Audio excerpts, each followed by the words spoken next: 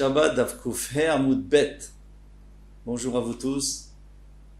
Alors j'ai oublié une petite phrase qu'on aurait pu terminer hier. Donc on reprend dans le Hamoud avant, la dernière phrase. Celui qui déchire pour recoudre deux coutures. Donc il déchire de quoi recoudre deux coutures, il est chayav. Comment on peut trouver un cas pareil?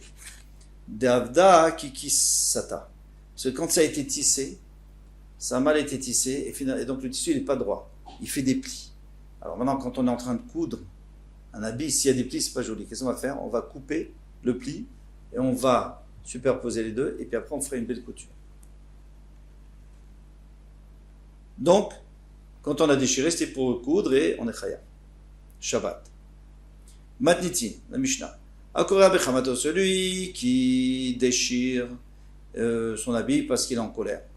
Un métaux, déchire son habit parce qu'il doit faire kriab pour son mort. Il a perdu quelqu'un. Tout celui qui abîme, il est pato. Pourquoi il est pato? Parce qu'il écrit Mechet Marchevet. Mechet Marchevet, c'est-à-dire constructif. Tu fais quelque chose, tu construis, là tu perds. Celui qui déchire ou qui abîme pour pouvoir arranger.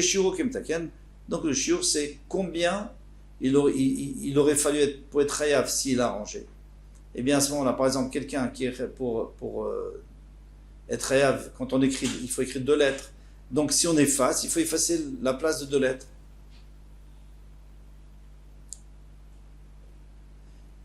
Shiur amelaben. Maintenant, le shiur de celui qui blanchit la laine, il a blanchi. La pète, celui qui la peigne, va sauver celui qui la teint, va sauver celui qui la file, qui est melor et chavasit. La largeur, kafoul, 2 fois. La largeur entre le doigt, l'index et le médium, le doigt du milieu, 2 fois. Ça fait à peu près 10 cm. La orek shtechutin, et celui, alors attention, aorek shtechutin, celui qui tisse 2 fils, shiro kemlo asit, la même chose. Quelqu'un qui tisse 2 fils, on avait dit, quelqu'un qui tisse 2 fils, donc 2 fois la trame, mais sur quoi? Sur une chaîne de quelle largeur? La chaîne, elle peut faire 1 mètre, elle peut faire 5 cm.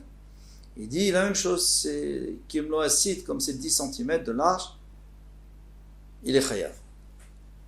Gumara, Uminhu, et pourtant on a vu à Korea, Bechamato, celui qui déchire parce qu'il est en colère, ou Bevlo, parce qu'il est endeuillé, vers le métaux ou sur son mort, chayav, il est chayav. Il a fallu plus chez Mechal et Shabbat, et même bien qu'en vérité le Mechal et Shabbat, que s'il le fait Shabbat, Yatsa des Kriya, il est Yotse, il n'a pas besoin de recommencer à déchirer sur son mort. Donc on voit d'ici qu'il est chayav. Après là-bas, dans notre mission, on a vu qu'il était pato, puisqu'il était mécalquel, puisqu'il abîmait. Donc il n'y a pas de question. Il faudra dire que ça dépend si tu abîmes ou si tu arranges. Ah ben d'idée, alors on répondra après pour la colère. Pour l'instant, on parle du mort. Son mort à lui, donc il est obligé de déchirer, donc il a fait la mitzvah, donc c'est constructif ce qu'il a fait. Alors, il est chayav. Ah ben de alma. Et l'autre fois, et pourquoi il n'est pas, le cas où il est pato, c'est si c'était un mort de l'extérieur.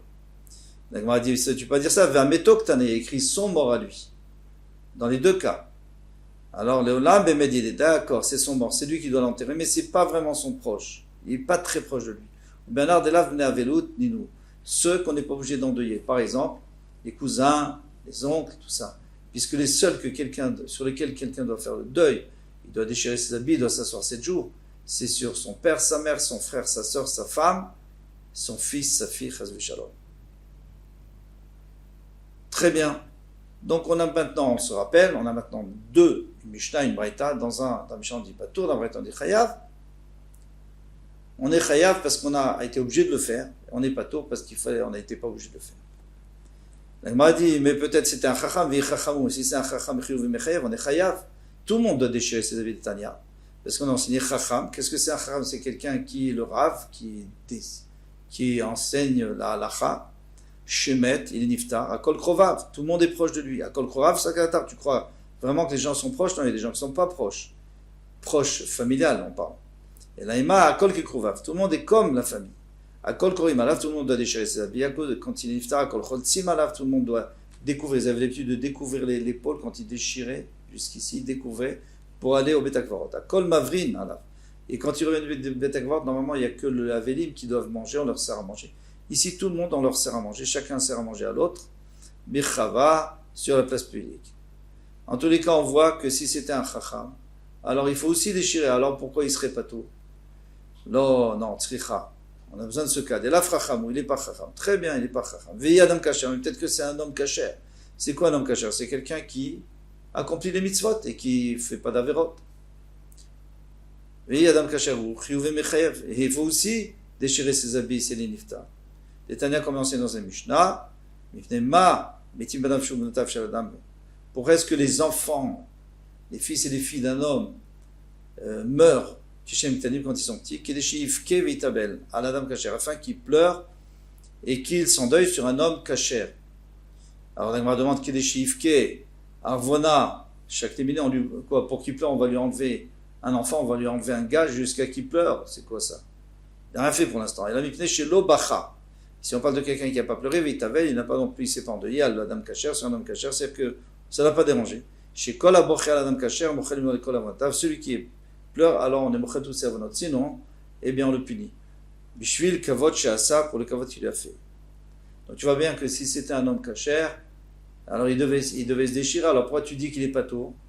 Lo tzricha de la vadam kasher. Ici on parlait d'un amaretz, quelqu'un qui n'était pas kasher. La vadam kasher. Alors, mais peut-être qu'il était là au moment où il est niftar, quand un neshama est sorti. Dans ce cas-là, il doit déchirer ses habits. Tous ceux qui sont là, même si c'est un inconnu, doivent déchirer leurs habits. Et Tania, parce qu'on est dans une braïtra, Bishimon ben Azar Omer, Omer dans la med Beshat Yetzia, celui qui est à côté du mort au moment où il meurt, Chayav d'Ikroa, il doit déchirer. Pourquoi? Hanema Zedome, à quoi ça ressemble? C'est Sefer Torah Shnisraf, un Sefer Torah qui a brûlé. Pourquoi? Mais c'est un dame pachout, c'est même pas un dame kasher. Parce que même l'homme le moins kasher, il a beaucoup de mitzvot. Et le Meiri nous dit que chaque mitzvah, c'est une inscription sur le cœur. Et quand la personne s'en va, c'est comme si le Sefer Torah, donc ça brûle, c'est comme si ça disparaît, les inscriptions des mitzvot qui étaient sur son cœur. La Gemara répond, elle dit, il n'était pas au moment où il est niftar, donc il n'a pas besoin de déchirer. Très bien. Tinach Meto, alors on a expliqué l'histoire du mort. Dans notre Mishnah, on parlait d'un mort étranger, et dans la Braïta, on parlait d'un mort qui était proche, ou d'un Talmid Chacham, ou d'un Adam Kasher. Et là, Chamato, maintenant, comment on explique Chamato? Une fois, on nous dit que Chamato, s'il déchire parce qu'il est énervé, il est pas tour, et l'autre fois, on nous dit qu'il est Chayab. Kashia, c'est toujours une Kashia. On a dit Chamato, on a mis le Kashia. Ça aussi, il n'y aura pas de Kashia, je peux répondre à Rabbi Yoda, Rabbi Shimon. Ça va de Rabbi Yoda, ça va de Rabbi Shimon. Quand on dit Chayav, c'est Rabbi Yoda, Rabbi Shimon Pato. Pourquoi? Rabbi Yoda, de Amar, Mlacha, Shentzra, Legoufa, qui a dit qu'une Mlacha, qu'on n'a pas besoin pour elle-même. Alors, par exemple, on avait amené le cas, Rachid nous avait bien expliqué. On avait rapporté un cas, quelqu'un qui a un mort dans la maison, il veut le faire sortir parce que c'est triste d'avoir un mort à la maison, donc, mais il le porte dans la rue. Lui, il n'a pas envie de le porter, il n'a pas envie de le déplacer, il ne veut pas porter, il ne veut pas faire la Mlacha de porter. Lui, il veut juste le débarrasser, entre guillemets. À ce moment-là, ça s'appelle Nacha, Shena Tzcha Legoufa, qu'on n'a pas besoin pour elle-même. On aurait préféré qu'il ne soit pas là et qu'il n'a pas besoin de transporter. D'après Rabbi Yoda, il est comme Chayav Alea. Alors aussi, il est Chayav. Il est Chayav, pourquoi? Parce qu'il s'est énervé. Il aurait préféré ne pas s'énerver. Maintenant qu'il s'est énervé, il avait besoin de se soulager. Donc, il a fait une Nacha, Shena Tzcha Legoufa, et il est Chayav. Rabbi Shimon, mais quand on dit Patur, c'est Rabbi Shimon, d'Amar Mlacha Shena Tzcha Legoufa. Patur, il est Patur. Pourquoi? Parce que c'est pas Mlechet Marchevet. Mlechet Marchevet, c'est-à-dire je veux arriver à un but. Là, il ne veut pas un but de portée, il veut autre chose. Pas tour aléa, il n'est pas tour dessus. La Gemara dit, Mardeshamatele Rabbi Yoda Bemita Ken. D'accord, tu peux dire que Rabbi Yoda, lui, il a dit que Mlacha Shenatzka Legoufa, il est chayav s'il arrange quelque chose. Il obtient quelque chose finalement. Il a sorti le mort. Mais Mekalkel, Mishamatele, maintenant, s'il a déchiré les habits, il a été mécalquel, il a abîmé, ça c'est sûr que c'est pas une mlacha. Une mlacha, c'est, dans le Mishkan, c'était d'arranger, pas d'abîmer. Amarabi Avin, Hainami Metakenu, lui aussi il arrange. Pourquoi? Des kavid nachadroach de Yitzro, parce qu'il calme son Yitzhara qui l'énerve. Et comme ça, il ne va plus être énervé, donc il a gagné, et donc il a fait une mlacha.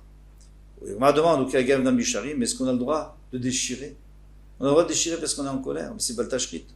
Batania, il est écrit dans une braïta, Rabbi Shimon ben Azar Omer, Mishum, Rabbi Shimon ben Azar de Chilfa Barigra, Shamar Mishum Rabbi Yochanan ben Nuri, Rabbi Yochanan ben Nuri, Mekareb Gadav Bechamato, celui qui déchire ses habits parce qu'il est en colère, mais Shaber Kelav, ou alors il casse ses ustensiles Bechamato parce qu'il est énervé, mais Fazer Maotav Bechamato, il jette ses pièces au loin parce qu'il est énervé. Yeh benecha, pour se soulager, yeh benecha koved avodah zara, tu peux considérer comme s'il était un oved avodah zara, comme s'il commettait l'avodah zara. Sheken umanuto shel Yetzirah, parce qu'ainsi, la umanut, le métier du Yetzirah. Ayom, Omerlo Asekar, aujourd'hui, il lui dit, vas-y, fais Baltashri, déchire tes habits. Les Machar, Omerlo Asekar, demain, il va lui dire, plus grave, et Atcho Omerlo, à la fin, il dira, comme on dit en français, qui vole un œuf, vole un bœuf. Au début, tu voles un œuf, et après, tu voles un bœuf. Et il fera Vodazara, il va servir les idoles. Veoler, Vodazara, il fait. Alors, moi, je me suis posé la question, pourquoi tu dis qu'il va faire Vodazara? Et peut-être qu'il lui dit ça, il lui dit déchire, et après il va lui dire autre chose, il va lui dire commettre d'adultère, transgresse Shabbat, il y a d'autres avérotes qu'Avodah Zara. Pourquoi on a privé Avodah Zara? Nous on sait que le Yitzhara, il commence toujours quelque chose qui a un rapport avec la fin. Donc lui, dans sa tête, il veut que tu fasses Avodah Zara. Il veut que tu te prosternes aux idoles, mais il ne sait pas comment faire. Alors il te donne quelque chose qui va te mettre sur le chemin. Ici, ça te met sur le chemin. Pourquoi? Parce que il y a écrit que celui qui se met en colère, c'est comme s'il servait d'autres dieux. Pourquoi? Parce que lorsque on se met en colère sur quelqu'un parce qu'il nous a fait quelque chose, mais ce quelqu'un, il n'a rien fait du tout, puisqu'il n'a aucun pouvoir. Tous les pouvoirs sont Hachem. Enon milvado. Il n'y a personne d'autre qu'Hachem, il n'y a pas d'autre pouvoir. C'est Hachem qui l'a envoyé. Alors pourquoi tu t'énerves? Si tu t'énerves, ça veut dire que tu donnes un pouvoir à cette personne. Ça, c'est un début d'Avodah Zara. Alors il dit commence comme ça, et puis après tu feras Avodah Zara. Ou les machar, Omer lo asekar, pardon. Amara Vavin a dit, Maïkra, d'où on apprend quel passage? Lo ilechabel elzar. Il n'y aura pas en toi un Dieu étranger. Qui c'est ce Dieu étranger? On va voir, c'est le Yetzirah. Afin que tu ne te prosternes pas à un vrai Dieu étranger. Et Zéou Elzar, qui c'est ce Dieu étranger qui est chez Jbekouv Shadam, à l'intérieur d'eux. Il n'y a pas d'idole à l'intérieur de l'homme. Et Vomer Yetzirah, c'est Yetzirah. Donc on voit très bien que lui, il peut t'amener à servir les idoles. La Gemara répond, Lo Tzricha. Non. On a besoin de nous enseigner ça, c'est-à-dire que il y a un cas où on a le droit de le faire. On a le droit de déchirer un habit. Et qu'avid les mirma et matayen shebete. Il veut faire peur aux gens de sa maison. Il voit quelqu'un de sa maison qui fait quelque chose de mal. Alors il casse un verre, il dit, c'est grave ce que tu as fait.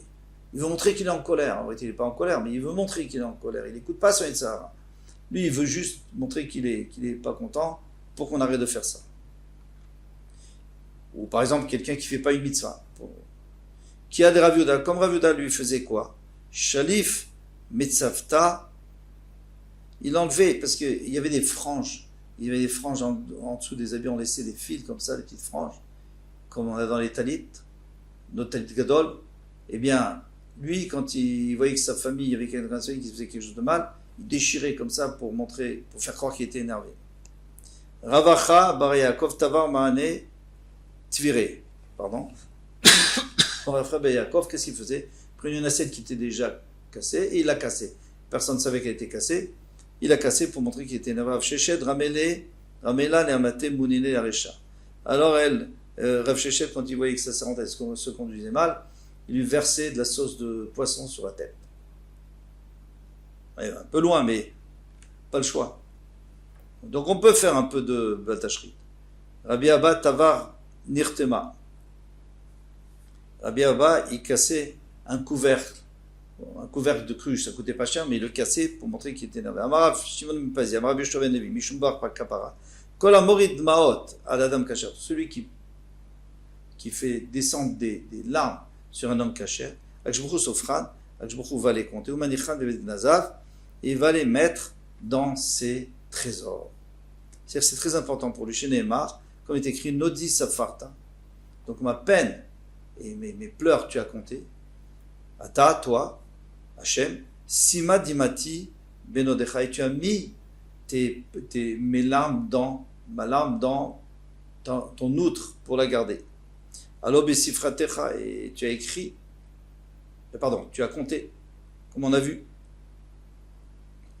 Alors maintenant quelqu'un qui est mitatsel, il y a un chacham qui est niftar. Un chacham, on avait dit que c'est un rav qui enseigne la Torah et qui enseigne et qui possède la halacha, tranche la halacha. Eh bien, ce chacham est niftar.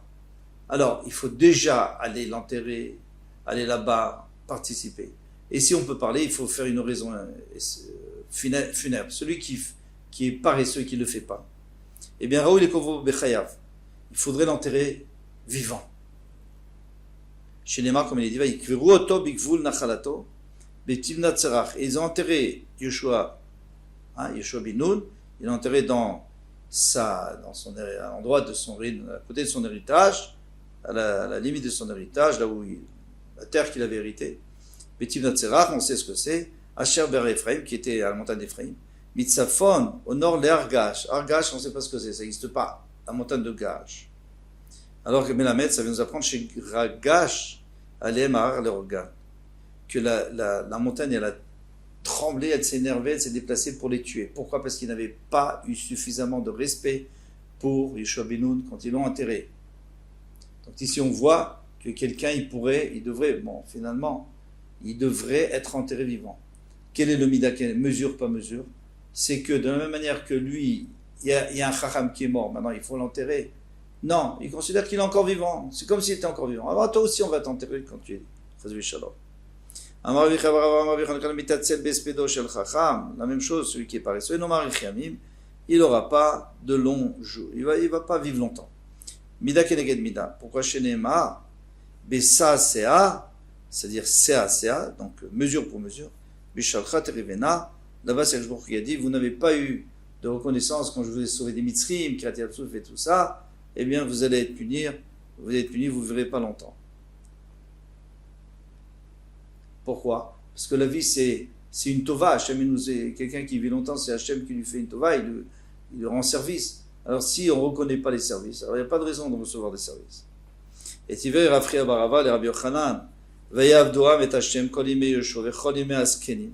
Et le peuple d'Israël a servi Hachem tout le temps de Yeshua ben Nun, même le temps des Skenim qui étaient après, les sages qui étaient après Yeshua ben Nun, qui ont vécu longtemps après Yeshua ben Nun. Donc tu vois que on avait vu que ceux qui n'avaient pas respecté comme il faut l'enterrement de Yeshua ben Nun, ils ont quand même vécu longtemps.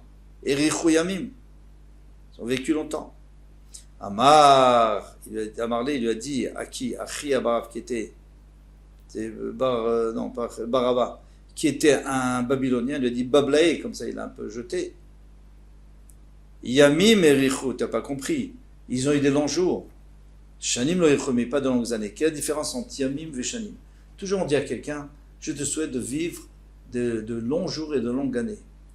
De longs jours, c'est des jours remplis, des jours bien, des jours agréables, des jours où tu vas réussir. Des années, c'est des vraies années. Alors eux, ils ont eu des longs jours, bien sûr, mais pas des longues années. Et là, mais alors maintenant, les maniarichou, yimechem, yimechem, ce qu'il est écrit dans Kriyat Shema, que si vous faites ce que je vous dis, alors à ce moment-là, vos enfants, et vous allez vivre, vos jours seront nombreux, les jours de vos enfants. Alors c'est encore une fois, c'est des jours et pas des années. Velo shani, mais pas des années. La Gemara répond, bracha shane. Une bracha, c'est différente. Quand Akadosh Baruch Hu donne une bracha, il donne jusqu'au bout. Alors là-bas, c'est les jours et les années. Bezrat Hashem. Que tout le monde vive jusqu'à 120 ans. Amen. Kol Touf.